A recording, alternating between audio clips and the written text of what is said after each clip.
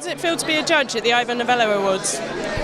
Yeah, I feel incredibly privileged to be a judge. I don't really judge music. I sort of try to listen to music, I suppose, on an emotional level, so it feels different to have to analyse it and break it down to its elements. But it's great. I think what's different about the Ivors is that it represents songwriters. It represents the craft of songwriting, which as musicians, that ultimately is what we're all here for. So. And how difficult was the process? It was really difficult.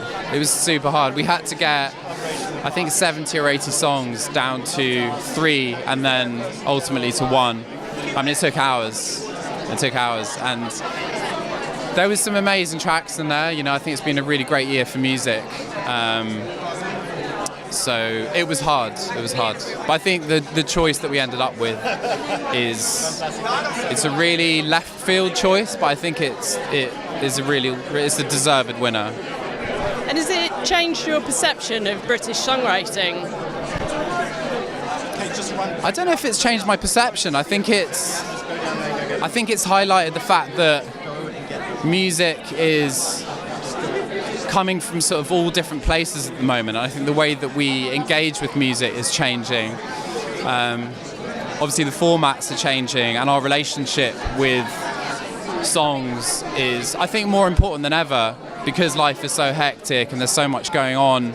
Music actually serves, I think, an even greater sort of purpose to, I don't know, just to connect with something real.